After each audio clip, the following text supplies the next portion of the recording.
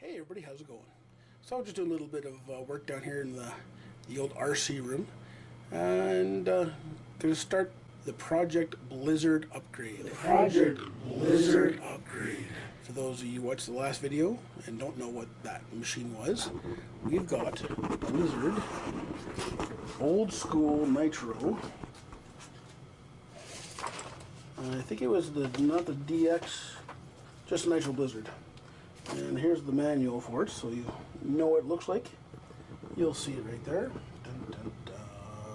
Anyway, so I'm going to take this and doing my own conversion, not the proper conversion, because I never do anything to the book. I'm going to make my own EV version. So yeah, I've got the two manuals and a bunch of parts that should be converted over. This is kind of a snapshot of the powertrain from the first generation, where they still use the differential, which is this guy right here. You can see it right here. This differential, and they just got the motor on a single spur gear down to this gear here, and it turns the differential. So what I'm going to do is kind of modify my current transmission to act like this, but still use the same old parts. So this is the nitro transmission. It's supposed to have two gears because the old nitro motor actually has a 2-speed transmission on it. You can see the old motor. Let's go up against the white wall. The old motor and all the rest, but that little multi-gear, I don't know if it's easy to see or not, it's just multi-gear clutch bell, drove 2 gears. Well, of course, I sheared the outside gear, and you can see that silver part on the outside. That had the first gear on it. First gear, second gear? No, it should be second gear.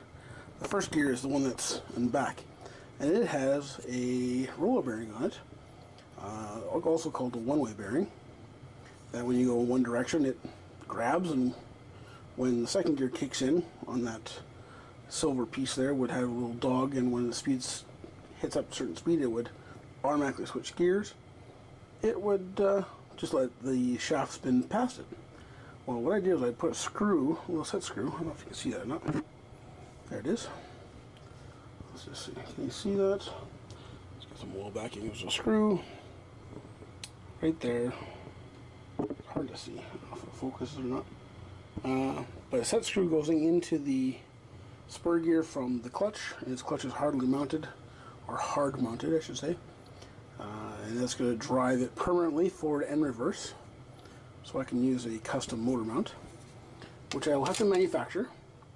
And the motor is going to go probably in this area, so I'll put a motor mount here, or it'll go on this side depending on how I feel and how everything fits out. So it'll either grab this side or this side, doesn't really matter.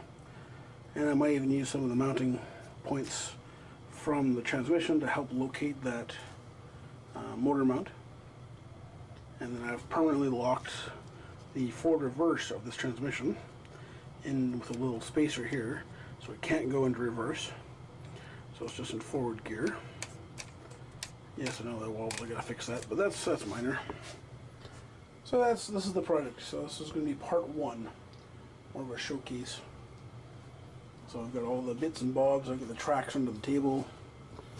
If you want to see the tracks for it. Here's what they look like. They're kind of a plastic rubber. It's all plastic basically, but it's soft enough where it moves. But you leave it one spot for long enough and it kind of gets a kink in it. So those are the tracks there. We'll go on the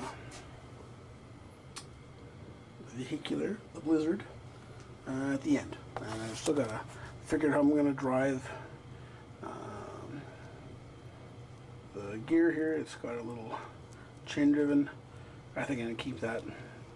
These all have bushings in them. I'm going to take it all apart and clean them. And so part 2 is going to be the rest of the disassembly. So I did a good portion of it before I decided to pick up the camera. And cleaning. I did all the cleaning. So I got some work to do. One of these dogs has got a broken clip on it. So I got to take that apart and replace that piece, but that's minor. The other side drive wheel with the disc brake. How this one works with only a single motor is the differential can slip back and forth, side to side. I got some pretty heavy gear grease in there, so it slows it down. But the two brake discs, one on either side, actuated by a servo, will slow one track down to the other and let you turn. Now we'll have reverse because I've locked the transmission, so transmission can go both forward and reverse without using an extra servo to change the direction. Makes it a bit simpler for the control, so I only need a 2-stick radio. And that should be all hunky-dory. So, again, quick little overview of the disaster. The old motor that came out, gas tank. And I'm probably going to leave the back area here for the batteries. Thinking about running it on a 3-cell and a little bit smaller motor, because it's not that heavy of a kit, so keep the batteries a little lighter, and we'll go from there. And I do have a plow that I made for my old Emax. Looks like so. It's got a bit of a spring, so it'll give if you hit something hard. Not too shabby. But I'm going to redesign the whole mounting piece, and that will go on the front. So we will have some sort of camera here. We'll have some sort of plow, and we'll figure it out. So this is going to be a multi-part video. But part 1 basically in the bag. All the little bits and bobs from the nitro stuff are going to go bye-bye. Thank you, Jason, for taking those off my hands. And yeah, so this is what we're left with.